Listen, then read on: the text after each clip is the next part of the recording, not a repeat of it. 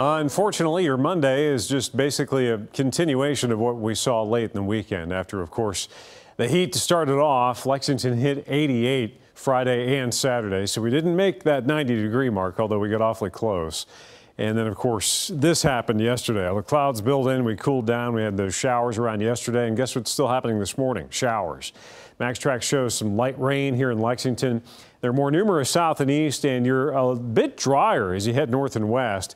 That will be how the day goes today. We are pretty much the dividing line here in Lexington between where the more widespread showers will persist and where it's going to, well, not be as wet. We've got this slow-moving low down across the deep south. It's pretty much going to follow that front and gradually work its way up the east coast. And as it does so, as it pulls east, we'll see the rain finally starting to let up late today and especially overnight. There's a severe threat today. It's across Texas, though. Slight to marginal risk. Tomorrow, much the same, just shifts east.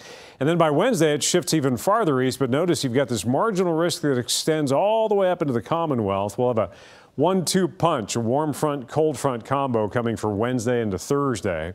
And between the two, we'll see a significant warm up, but we'll also see a rising shower and storm chance. So there could be some strong to severe storms Wednesday. I'm thinking right now with the way the timing looks, it'll be more likely over western Kentucky, but a few of those may make it in here Wednesday night that we'll have to keep an eye out for.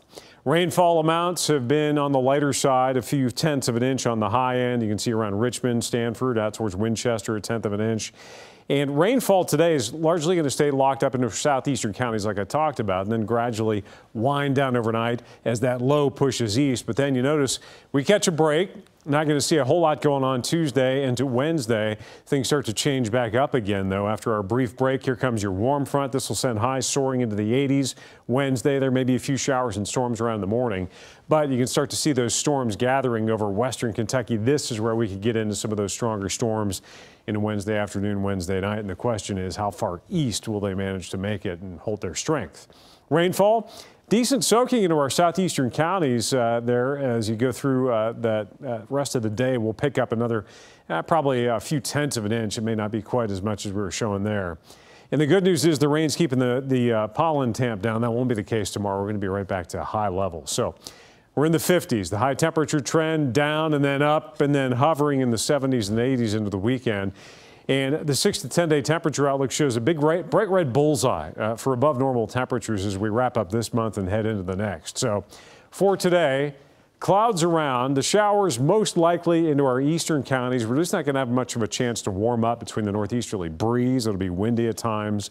And of course, the overcast skies.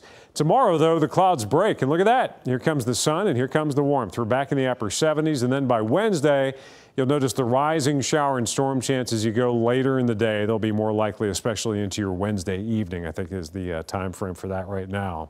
Beyond that, as far as your Memorial Day weekend goes, we could warm up and then stay warm. Low to even mid-80s, summery feel to that last weekend in May.